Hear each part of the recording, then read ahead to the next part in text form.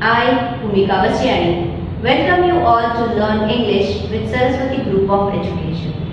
Today, we are going to go further in the journey of explanation of chapter 4. Rather, it is poem 4. Okay? So, we are going to continue with the explanation part of the second part of the poem. Okay? Previously, we have understood that what are the walrus and the carpenter doing, right? This is a poem about a walrus and a carpenter.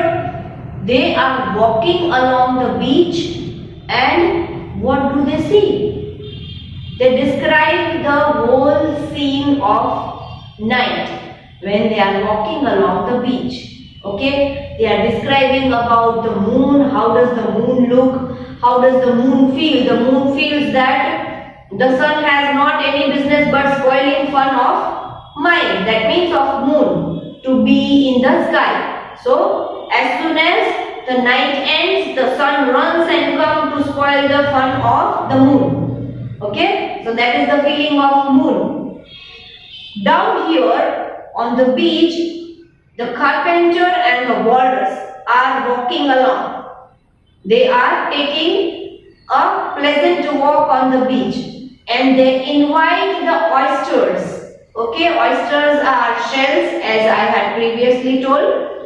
They are inviting the shells also that come and join us to have a pleasant walk and talk.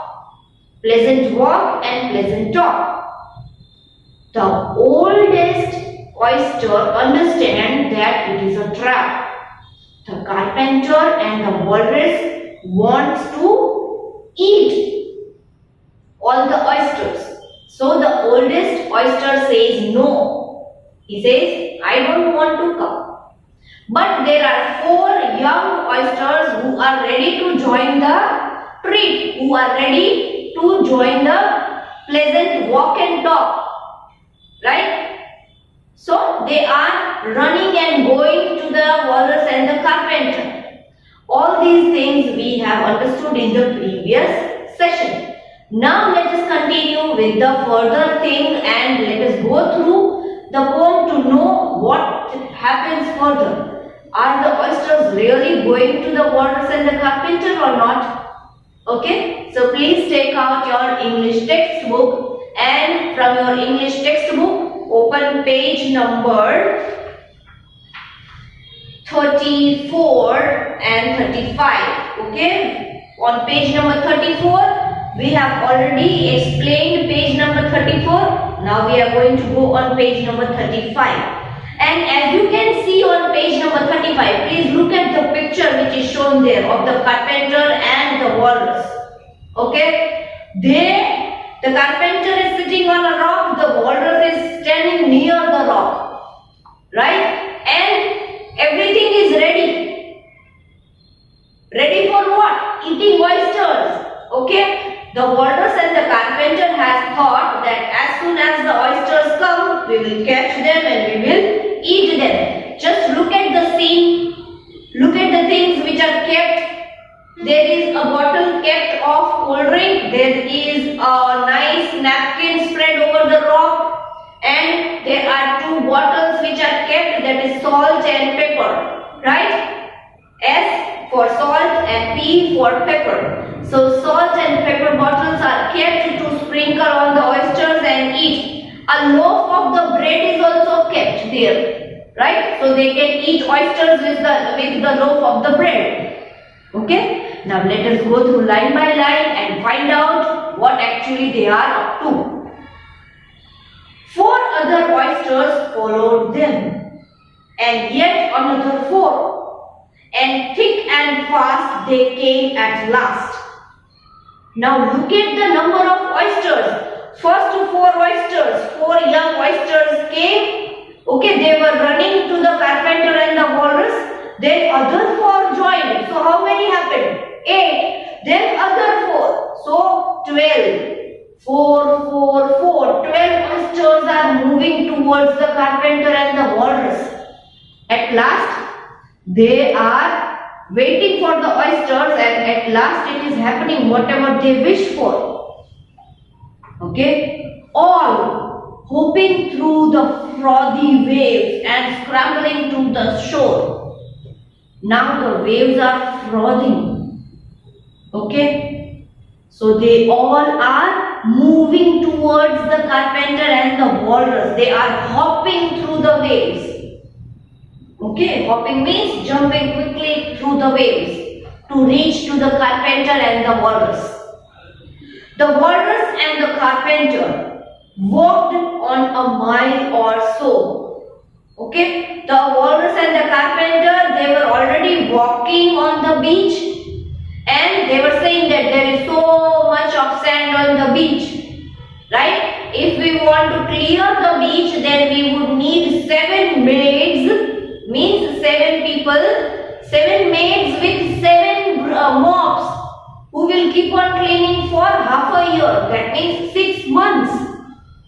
Okay. Then also this beach will not be able to clean. Okay. So they have walked through a mile. They are still walking. And then they rested on a rock, conveniently low. Okay. And all the little oysters stood and waited in a row.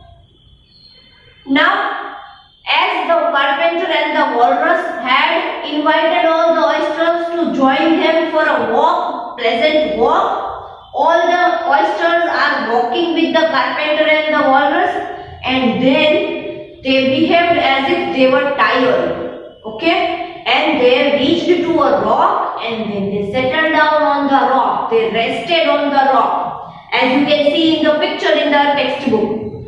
Okay? And all the oysters are waiting in a row, in a line. Okay? Waiting for what?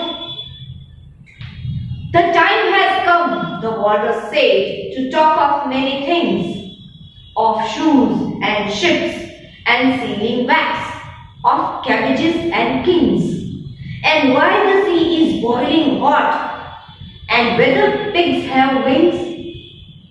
Now, the walrus is trying to involve all the oysters. He is trying to distract all the oysters into his talkings. Okay, into the matter of conversation, into talkings. That is any pig having wings? The walrus is saying, let us discuss all these things. He is inviting the oysters, come and let us discuss all these things. Whether pigs can fly, okay, let us talk about kings, let us talk about shoes, let us talk about why the sea is hot. Boiling means why the sea water is hot during the daytime. And he is also saying that let us talk about ships, big ships which sail in the sea. Right? Let us talk about the wax which is applied on the surf boat. So all these, by saying all these things, the walrus wants to distract the oysters. Okay? That they should not come to know what are they planning to do. Right? The walrus does not want to let the oysters know that what are they planning to do. They are planning to eat the oysters. Right? The carpenter and the walrus are planning to eat the oysters. So if the oysters will come to know that yes, we are going to be eaten, will they stand there? No, they will start running. So it is for that these talkings and these stories and this all this conversation is for letting the oysters be stand there only. Right? But wait a bit. The oysters cried, before we have our chat, for some of us are out of breath and all of us are fat. Now a little oyster is saying that please do not start your stories just now. Please wait for a while. Okay? As we have walked through long beach, we all are tired. We are out of our breath. Okay? That is out of our breath. So please wait for a while till we also rest. Okay? No hurry, said the carpenter. They thanked him much for that. The carpenter said that there is no hurry. It's okay. You can take your time. Rest. Okay? Rest for a while. You can take your time. There is no hurry. Okay? And the poor oysters, thanked the carpenter for giving them time to rest. A loaf of bread, the walrus said. Now look at the rock again, look at the picture again. There is a loaf of bread, right? Is what we chiefly need. Now the walrus is already preparing to eat the oysters. Okay? So he is discussing with the matter with the carpenter that what do we need for eating? We need a loaf of bread and what? Pepper and vinegar besides. We also need pepper to sprinkle upon the oysters to eat, and we also need vinegar along with it. Are very good indeed. Now if you are ready, oysters dear, we can begin to feed. Now see, here the walrus is saying that dear oysters, now if you have rested and now if you are okay, then we can start feeding. That means we can start eating. But not on us, the oysters cried. The oyster says, but not on us. You cannot eat us. Turning a little blue. Turning a little blue means the color of the oyster is changing a little bit. After such kindness, that would be a small thing to do. The oyster is saying, after all this long walk and then talking and the stories, will you eat us? That is a very sad and very horrible thing to do, a very dismal thing to do. Okay? Here, the night is fine, the walrus said. Do you admire the view? Now the walrus is saying that the night is very much fine. Do you like the view of the night? He is asking to the oyster.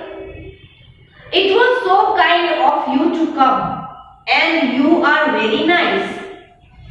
The walrus said to the oyster that it was very nice of you to come with us along with the beach walk and have this view. You are very nice, he is telling to the oysters.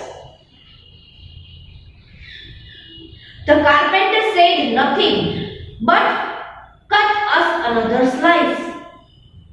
The carpenter did not speak out a word also.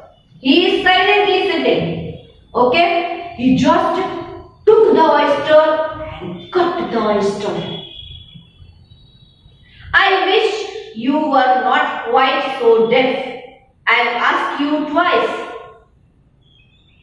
The carpenter said that I wish you are not deaf. I asked you 2 times. Twice I have asked you. It seems a shame, the walrus said, to play them such a trick.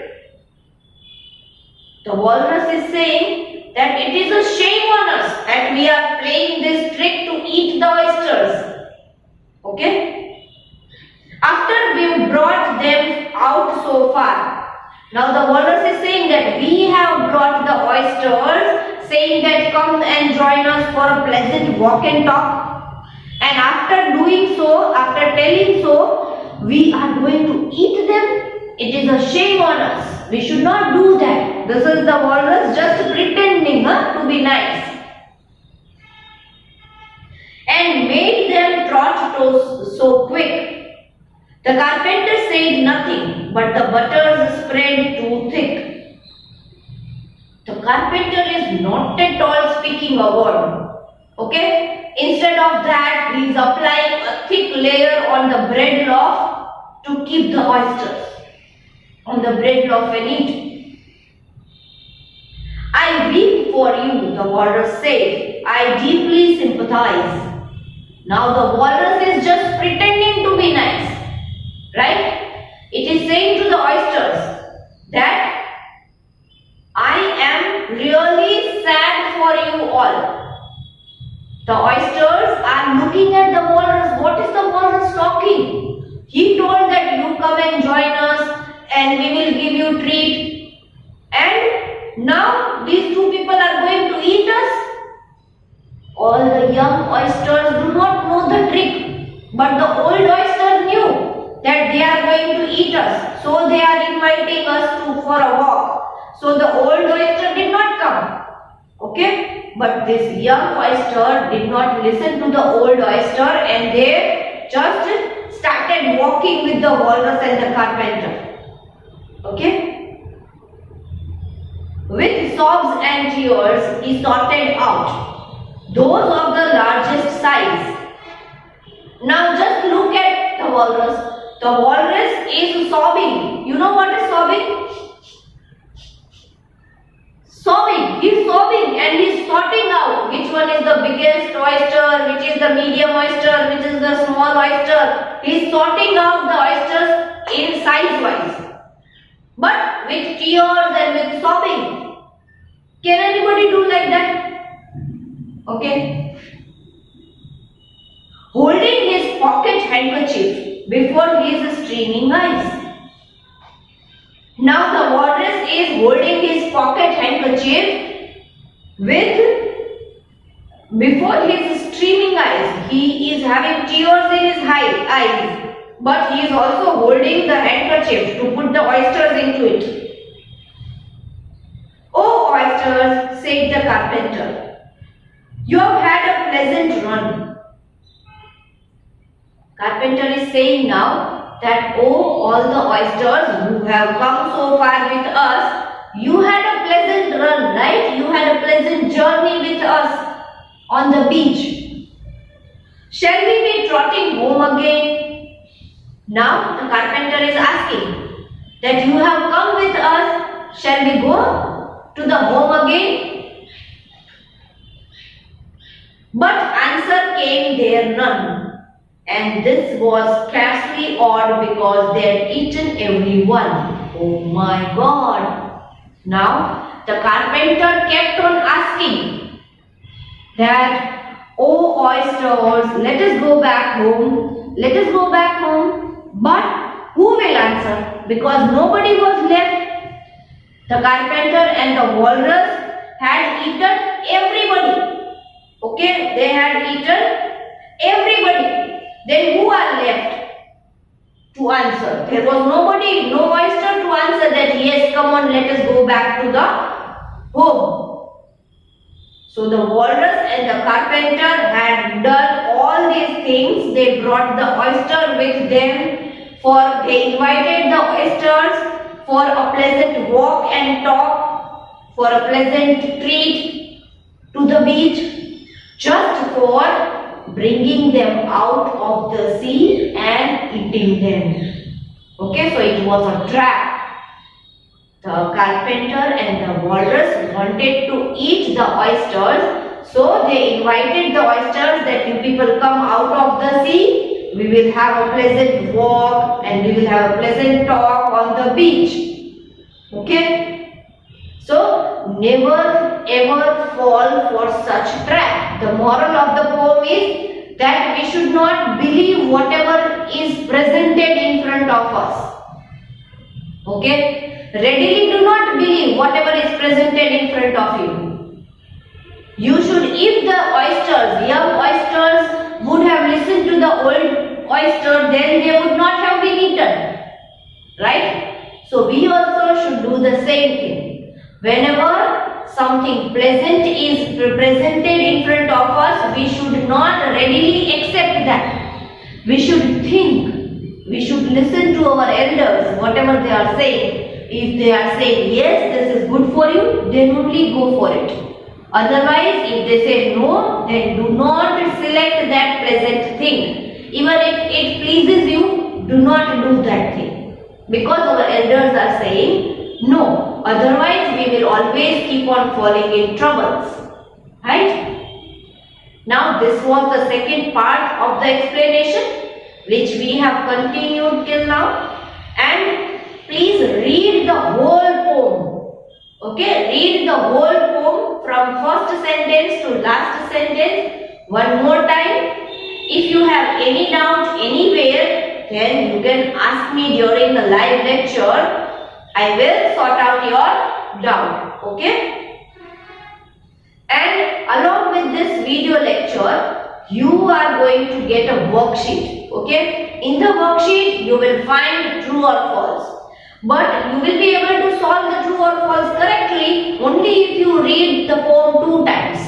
Okay. Because this is a tricky poem. If you read the poem 2 times, then only you are able to solve the worksheet correctly. Okay. And you can watch this video lecture also again.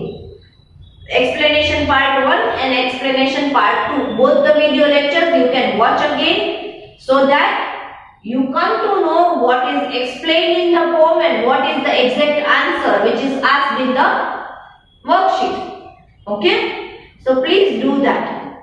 Okay. You can either take the printout of the worksheet and write the answers in the worksheet itself, or you can write the answers, direct answers, true or false, in your rough book.